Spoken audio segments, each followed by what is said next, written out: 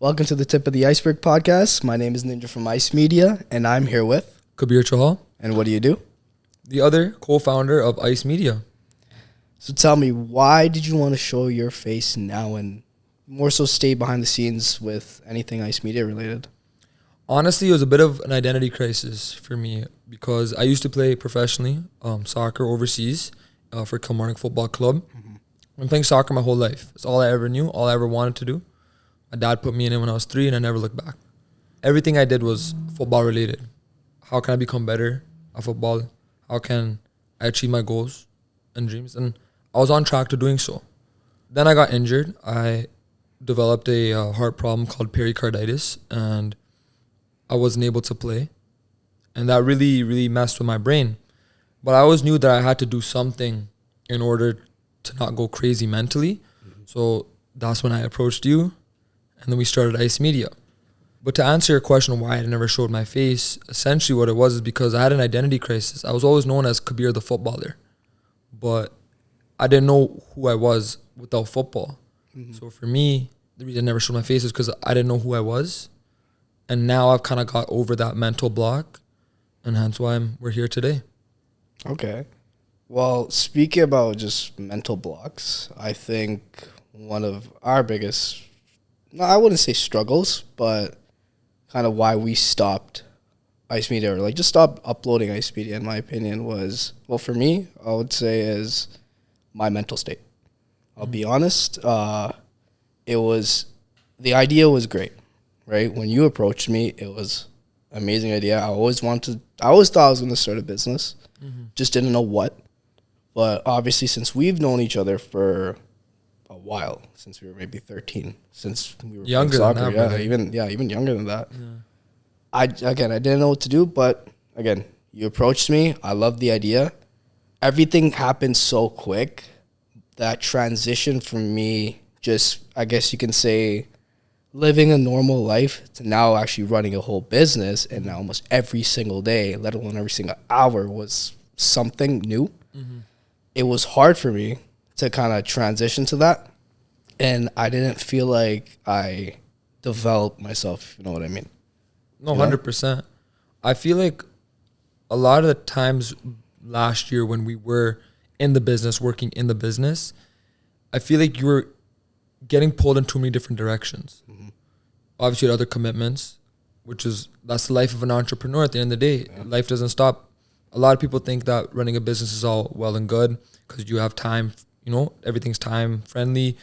You have family time. You're able to do this, you're able to do that. You're able to make money while you're not actually working in the business. But a lot of people don't understand.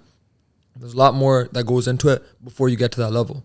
Yeah. Right. And I feel like when we first started this, you kind of didn't know what you were getting yourself into. No, I had absolutely no idea. Again, I knew the whole concept of it. I'd done so much research before, but actually getting into it was completely different. Yeah. You know, and like I said, there was so much happening at once. And although I loved it, at the same time, like at the end of the day, like you're waking up early in the morning just to fit everything in your schedule. Eventually it drains you. And that's what happened to me. I was mentally clocked out. I was drained physically too. And I think you kind of saw it too. Like anytime, even when we talked, it felt like I saw this myself towards the end of the year after like I kind of reflected over it. I was completely gone. It felt like to me I lost almost everything, right? As happy as I may seemed, deep down I kind of wasn't. You know, I felt like I rushed into things. Maybe I didn't take too much time into fully focusing on one specific part and doing everything 50%. But I think for me, that was the biggest lesson I learned that whole year, right? Is instead of being second best at everything, be the best at one specific thing and then just kind of build on from there, right? It goes back. I also feel like I didn't help in that scenario because towards the end of the year when we slowed down the pace, our momentum slowed down, it happened at a time where I went back to the doctors, went back to the cardiologist, and I was actually cleared to play, right? We've discussed this many times. I was cleared to play and I went back to training. I kind of put Ice Media on the back burner and I was so focused on training, trying to get back. Called my agents, told them that I'm gonna be fit. Called my trainers, was training double sessions every single day, getting back fit. And then come around Halloween time of last year, November time, is when my heart started to hurt again. Yeah. And for me mentally, that was actually worse than when I originally got diagnosed and told I wasn't able to play, because my hope was finished then, but then I had the hope back and then it got taken away again. And maybe taken away is the wrong words to use, because that's coming from like more of a victim mentality. It just more so, it hurt a lot more because I was dreaming and working and putting in effort to go back again. And that dream obviously was stopped. But I feel like a lot of the mental issues not mental issues, more so the mental challenges that you were facing in that moment, we both were facing those type of things at the same time. Hence why Ice Media didn't necessarily go on the back burner. It literally just completely stopped and fizzled out. It stopped. I mean, obviously you can see it's been probably 8-9 months since we even close to a year, yeah. Since we even last uploaded a video. Mm-hmm. But I'm just glad that we're back and I guess doing something bigger, right? 100%. Like a podcast. Yeah, 100%. Just kind of expressing all these things. Mm-hmm. And at the end of the day, we are learning. We're still fairly young, right? But we've learned a lot from this past year, right? Especially in like with our mental states. And I think this year so far, in terms of our communication alone, has been a lot better. It's like from last year, especially since we started. I think that is also another reason as to why we brought this back up, right? And as you can see so far, it's been great. The transition has been so much better. I think we're a lot more clear, both me and you, on what we're doing, how we're supposed to do it, and why we're doing it. 100%. You know? Well, everyone knows you as, Ninja from Ice Media. Yeah. But let's give a bit of a background to the guys, to the audience. Not many people know how you came into the limelight, how you even came into Ice Media, what you do other than Ice Media, right? So, yeah. So, like he said, I mean, everybody knows me as Ninja from Ice Media, but pretty much, again, I was just your typical kid. Right? I didn't do much. Again, I've known you since, we were like 10. We were playing soccer. Even just like you, soccer was a big part of my life. It was like a big part that no matter what it was, I always had something to do with soccer, right? Anything I did, always soccer related. I pretty much, I did that my whole life. And then essentially, for me, everything kind of changed during COVID. We had so much time on our hands. So for me, I'll be honest, I kept on watching Shark Tank. Yeah. Shark Tank was a big inspiration for me in terms of what can I do now? Like, I have so much time, but maybe I can think of so many different ideas, right? You hear all these entrepreneurs talking about, I want to take this much percent from your business, or you hear all these entrepreneurs just coming and talking about their just like creative ideas, right? And I always thought to myself, you know what, I maybe want to do something like that one day. One day just showing up to Shark Tank. So that's where I kind of began my whole research in terms of starting a whole business. And I'm fortunate enough that I started it with you, somebody that I've known for a long time and I've been very close friends with throughout but yeah, that's a little, what else? What else can I say? I mean, yeah, that's all I can say about myself. Just, I guess you can say soccer was my whole life. And then up until probably I went to university and I just kind of started focusing on school and it just kind of went from there. But deep down in the back of my head, I always thought like business or something business related was the end goal for me. Yeah. I want to end up just running my own thing, knowing that this is my own thing. Like, I started this. Now, let me ask you. So, obviously, business, Shark Tank, growing up, not from a business background necessarily as your family situation. Yeah. You're not from a business background. A lot of your family work great jobs, government jobs. So you come from a very much of a no risk, stable. So you're kind of out of the norm. Yeah. Kind of like the black sheep of your family. Obviously, playing soccer was very good when you played. What similarities and reality checks have you had when you first started in business? When we first started, what was like a really big reality check for you in terms of I wasn't expecting this at all? Okay. I think the way I can explain it is the discipline, to be honest. Like, us being former athletes, right? We know you need to have a lot of discipline in order to get better, right? Whether it's you go from mediocre to good, like, you still got to put that work in. 100%. Right? Because I stopped and I really focused on just getting a job alone, right? I feel like that discipline kind of went away from me, right? So once we actually started this whole business, right? Again, my family has always been supportive of anything I did, 100%. right? Their biggest thing was go out there and prove it to me that you can actually do it, right? You will get the support no matter what, but if you don't go out there and perform on anything, what's the point? Right? And yes, it takes time. Sometimes it takes a lot longer than usual, right? But when we started, I mean, things ramped up right away. Things are really quick, right? And they saw it. They were proud of me. But then the moment that little bit of a decline happened and they saw it, that's where mood started to change, right? Especially with me too. But I think, going back to your question, I think it was lack of discipline, you know? Like, essentially, how much discipline is required to really run a business? Because, again, we are athletes at the end of the day. We know how much discipline you need in order to get better. But there was that short period of time, that was a couple of years, where I essentially stopped. Yeah. Right? So I think I kind of lost that. Even my mom said it too. She's like, you lost that discipline, that focus that you used to have. Yeah. And that hurt, like, that hit me a little bit differently.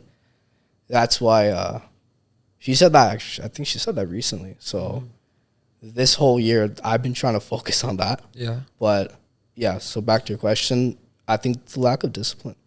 That was a reality check for me.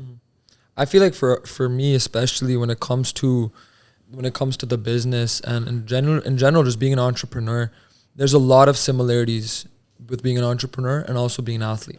Yeah. In terms of not knowing what's going to happen next, not knowing where the next paycheck might come from, where the next deal might come from. Obviously, you have your pipelines, you have your CRMs, you have all these different things, but nothing ever goes to plan as an entrepreneur. And we can honestly say that. We can talk about it today for this podcast. Yeah. Right? There's a lot of things that we planned didn't happen, but you just make it work. Same thing as an athlete, especially in football. Yeah. Not every pass is going to be perfect. Not every situation is going to be perfect. Yeah. You might go into the game with certain tactics that might not work out. You have to refresh, you have to rechange, and just go from there. But my biggest lesson actually comes from, as an athlete, you're always working in the dark when you're trying to go pro. Yeah. Right? You never really know how much your opponent or the other team or other players who want to take your position are putting in. There's no quota. No one can tell you, oh, if you train 10 hours a week or 10 hours a day or whatever the case may be, you'll be guaranteed to go pro or guaranteed to get that contract or guaranteed to be the best player in the world. Yeah, because right? there's always somebody out there that will be doing more. And you never know. So you're always working there. So you just got to work. Well, my mentality was that I just had to work so hard that no matter who I versed, no matter who I played against, would never outwork me. Yep. That was my biggest fear, my biggest motivator. When it comes to business, on the other hand, it's a complete opposite. Yeah. If I, for example, were to make 1,000 cold calls and I booked 100 meetings and I closed 10 clients, now I know my numbers. So now it's a numbers game. So if I want to increase that based off of my performance, I just need to double those numbers. I get double the amount of meetings and I get double the amount of clients. Right? So being an athlete and always working in the dark and having that never-ending fuel in your belly to just continuously work, applying that to business is very easy because it's a numbers game, right? Like we're given clear instructions based off your own data or based off your own performance of what you need to hit to increase and then to grow and to expand and to scale, right? So I feel like a reason why Ice Media was somewhat successful in the start, because although it wasn't successful because we didn't really continue it and we stopped after 6-7 months. But the success, the small wins that we got, I genuinely and truly believe it came through our never dying, never ending attitude of constantly trying to improve and constantly trying to win. Oh yeah, no, That competitiveness, that hunger of we need to get it done. The That- amount of that's- work that we put in was astronomical. Me and you both know we don't feel like we put in that much work. yeah, no, I We think truly feel that we should have done more. Yeah. And could have done more. And that never being satisfied, I feel like there's a double-edged sword, because that means you're never going to be fulfilled, right? No matter how successful you do get. But for young entrepreneurs, it is probably our single greatest strength of always wanting to be better Yeah. and never being satisfied. That's what it is. That's why I think for me, I implemented that a lot more this year, and I see it myself. I tend to do a lot of self-reflections, right? And I've seen it. I always tend to compare myself to last year, because last year was the busiest year for me, Yeah. right? In terms of just everything, not just Ice Media or business related, just at home, just my personal life too. I genuinely believe that mentality of I want to be better than you or anybody has stuck with me, and it's been nothing but good, right? Obviously, it takes some time, right? But that's where entrepreneurs also have to have some patience, right? And these things, if we don't have patience, that's where a lot of these businesses tend to Crumble. crumble. Yeah, for Literally, sure. like people tend to just wait a couple months. They have this brilliant idea. They wait a couple months. They see nothing out of it. And the moment, maybe the next few weeks would have been great for them, shut it off right there. Yeah. Right? People tend to only want to see results the next day, next 2-3 days, but they'll never have patience. And I also developed that now too. Right? I went with it. I mean, with anything, just alone, right? Even just personal life or even Ice Media, like this was still a process. Just getting to this stage. 100%. It took some time. Like we've been talking about this since the start of the year. Yeah, we Even have like actually. The start of the year. Like even that's before, January, no, and even before that. before 'Cause that? when we had when we did the interview with Jazz Takar, shout out to Jazz Takar. Yeah. Probably the biggest inspiration of why we started this and why we started it now. When we interviewed him, when you interviewed him, when we did the interview, it was one of our first interviews. That guy's a gold mine. Yeah. Great advice, right? He has a podcast, very successful podcast. So you guys should go check it out. But essentially, he's been telling us to start the pod, to start something like this, right? And initially, we never really understood why. Like we understood, like, yeah, okay, a podcast is great. Everyone's starting it. It's good for thing. But maybe I'm speaking for both of us, but me personally, I never really saw the value of long form and saw the value how it would help our initial business until now. Yeah. Up until like the start of the summer when we really put work into getting to this stage. Yeah. I never put thought into it like that, because we've always thought short form would be the number one, right? We never really looked at long form like that. Not saying long form was always bad. I guess we just kind of brushed it off. Yeah. Like we never put our full focus into it. Not even a little bit, in my opinion. I think more so, I was talking to my dad about it the other day. It's like when you're in growth mode, when you're in expansion mode, right? You're so focused on the next deal, the next opportunity to grow and improve. You kind of forget the foundation, the small things that you need to do to keep it consistent. Yeah. Because we grew so fast with Ice Media, so quickly. We scaled very quickly. Within 5 months, we had team. We hired people.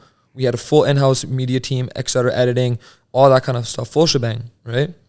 But we scaled so fast that we forgot to do the basics to keep it consistent and really make a solid foundation. Hence why it stopped, right? Yeah. Okay, now my question to you is, because things happen so fast, do you think we should have dialed it down a little bit? That way it still would have been continuing even today? I feel like you take everything in stride, right? We take every opportunity that comes our way.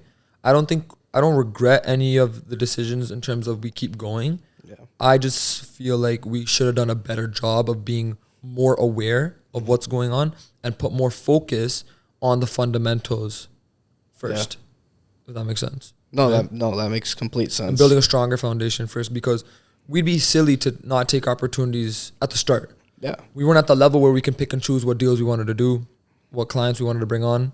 We just needed everyone and anyone, because that's where we would grow and expand and learn. The biggest thing was learning, right? A lot of people make the mistake of wanting to learn everything and anything about the industry that they're trying to pursue, and they waste so much time to start it. The reason we were so successful in the short time span was because we just started it and we just learned as we went on, right? But that's where our biggest, I think, flaw was. Because we were so good at it, we didn't give our full focus on one specific thing. Like you said, the foundation. Yeah. Right?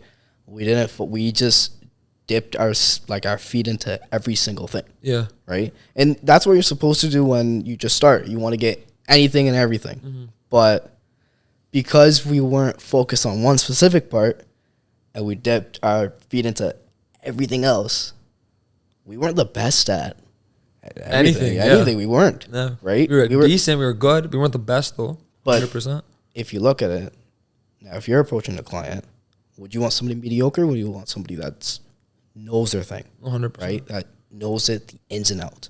We knew a good amount, but just like the general stuff. Mm-hmm. We didn't know specific details or anything. Mm-hmm. Right? And that's where I think we've had a couple some talks with people.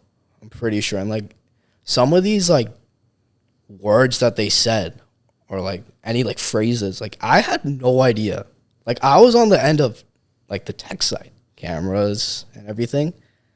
I'm out there learning, but it just felt like, I'm like, dude, I'm missing out on a lot of stuff. Mm-hmm. Like I should have known this before we even started, you know? True. But it goes back to what you said. For example, entrepreneurs and a lot of people, why businesses fail, they stop because it gets hard, and if they stayed longer, they would have made it. Would have been that make it moment, right? Mm-hmm. You applied to Toronto Film School. Yeah, you're about to learn the stuff that we were talking about, right? It was, yeah. But obviously, due to circumstance, it stopped for whatever reason. Ice Media went on the back burner. However, we were on track to doing those things. We were on track to learning about the things we need to learn and get better and grow.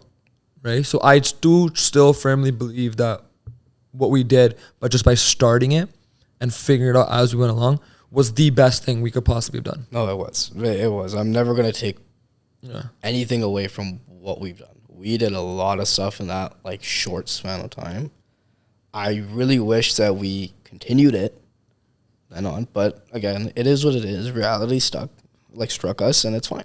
And look at the people that we met. Like for business aside, just for life, the stories, the experience, we had a journey. Like look at the people that we met in terms of the interviews, the opportunities we had going to, for example, Desi Cinco de Mayo, Cali de Medla. We started Ice Media trying to be a social media marketing company. We ended up promoting shows. Yeah. We got to meet all of our favorite artists at the time. We actually did, yeah. We got to work with their managers. We got to see what showbiz is like. We got to meet business owners, watch dealers, artists, we were on the radio show ourselves too. We were on the radio show too. Right? So there's so many things that like we're forgetting that we've done and we're able to do because of Ice Media. So the entrepreneurial side aside, we were able to just have a really fun year. It was. Again, at the end of the day, it was so fun. Yeah. We learned a lot of stuff. We met a lot of great people. We did a lot of like cool things, in my opinion. All the mistakes that we've made now, I think we're learning from it. 100%. Yeah, we're learning from it. We know what mistakes we made. We've talked about it too, right? And I think we've actually talked about it recently. I think 100%. we never really got much time to talk about it. More so, we didn't really. Again, we had it in the back of our heads. I think it's good. We have because we do, obviously we talk daily, right? But we naturally have so many conversations about like reflection that we just take all of our mistakes in stride. Like we do a very good job of not dwelling on it and just taking it in stride. And I genuinely, I'm gonna go back to it. It's because of football. That changed. How many times when we were younger we used to get reamed out for making a mistake? Just reamed out, like, what are you doing? This is that. Oh yeah, and it would be. We were young and we're getting faced with like this type of environment, which a lot of people would think is toxic. Yeah. I thought it was amazing. No, eventually, like for me, it became amazing. Like it was great. 100%. At the start, it was a little bit of a shocker. Don't get me wrong. Like with all the coaches I've had when I was a kid, it was nothing like the coach that we had. And I'll say his name, Carlos Quiroga, the best coach I've ever had. That type of like that coaching that we've got from him really reflects on us today. In our business, 100%. In our business. Like literally just going at us for every little thing completely changed the way we even played, you know? And just all of us were just so, our whole team was mentally strong too. 100%. And that, even now, like, it's just about, it was essentially what it was. We learned a lot, but what I learned was two things. How to talk to people, meaning yeah, not everyone responds the same way. yeah, Right? I can use you as an example. yeah, Right? So we had a tournament, Baltimore, Tottenham tournament, Under Armour. yeah, Right? And we were able to do very well in that tournament. We both got selected and scouted to go to Tottenham, under 12, under 13. I think under 13. Under 13, right? And the first game of the tournament, you used to play left wing, right? Yeah, that was. And I put my arm around your shoulder. I'm like, hey, I know, because you were feeling kind of down with the games before the tournament. I could tell. I was also new to the team. You were new to the team, and I'm like, why don't you try striker? And the reason my thought process to put you striker and to really put my arm around your shoulders, because the games before that, I was just yelling at you and like nothing was working. Like I was just yelling, like, what are you doing? What are you doing? What are you doing? And this wouldn't work. But when I'd yell at other people, for example, like, oh, well, you got to pick it up, more intensity, whatever the case may be, it would work. And then I realized that you're not responding to the way I'm speaking to you. So I need to change. So that's why I started the game. I went to you and I put my arm on your shoulder. I'm like, hey, don't worry. I know you're playing left wing. Switch, play striker. And trust me, like, you can make as many mistakes as you want. Just put your head down and just go. Just trust me. I don't know why you trusted me, because you're new to the team. It's not like we were close back then. This is like under 12. We were like 12 years old, 11 years old. But you listened, scored a hat trick. Yeah. And that completely changed the whole trajectory. Yeah, it changed my whole life in terms of soccer. But back to the original point was, through football, I was able to learn the skill through leadership, essentially, is not everyone responds the same way. So you have to know how to talk to people. This goes back to sales. This goes back to building a team. This goes back to managing a huge company. Everyone responds differently. So you have to know how to get the best out of them. And I learned that through football. The second thing I learned from Carlos was probably holding yourself to the highest standard possible. Never being satisfied. Yeah. Always the willingness to go out and learn and improve. It's okay to make mistakes. Make 1,000 mistakes. Get 1,000 rejections. It doesn't matter. All you need is one. You need one yes. You need one yes to start a business. Yeah. You need one yes to get it going. It's always one yes. You can take 1,000 no's, big deal, right? And it's holding yourself to that standard of, this isn't good enough. This isn't good enough. This isn't good enough. Constantly always trying to get better. That guy, Carlos Krug, was probably the single most important person at that time of our lives. And what we learned from him to this day still reflects in our daily lives. Like you said, like, he's such an inspiration. And not even the football aside, just as a person, as a human, the way he goes about life. Cancer survivor. Yeah. All through just mental toughness. Training. The guy was sick and he still was training every single day. Running up mountains, push-ups, sit-ups, active. He would be beating us. 100%. Like, and he beat cancer for it, right? Yeah. Not to business. How have you changed your mindset to deal with hardships and adversity in business? Yeah. I became more hard-headed. Okay. I take things and I actually genuinely, instead of feeling more so upset and disappointed, I flipped that, turned into motivation. Okay. Right? I kind of like light this fire in my belly. Mm-hmm. You know what? No, they're right. They're saying it for a reason. Mm-hmm. They're not saying it just to bash me. Mm-hmm. It's a legit thing that I got to work on, whatever it is, right? Why didn't you do this one thing today? Why are you procrastinating? Why are you saying you're doing it tomorrow? Why couldn't you do it this same exact hour, an hour before, like meetings or anything, right? At the time when they would say it, I'd be like, no, like I'd be really upset about it, right? But that would shut me off mentally, and it would just ruin my whole flow. Now I think I use that, I flip it, turn it into motivation, still say positive about it, and it becomes better for me. Anything. Yeah. Right? I feel like talking, work ethic, all that stuff, just that one little switch that I did completely changed the way I just took stuff. If you know what I mean, right? I wish I did it sooner, but again, I don't regret it at all. You know. What about you? For me, dealing with adversity has always been kind of ingrained in me. Yeah. Ever since I was a kid, I've never had it easy in terms of the football side. I was always facing rejection after rejection after rejection, going on trials with different clubs, facing rejection. So dealing with the adversity, I went through a lot. I had a sports psychologist. I was dealing with how to deal with adversity in sports. But I took that same frame of mind that I created when I was a younger kid, just keep going. I just never really cared. I just kept going. I just all I need is just one yes.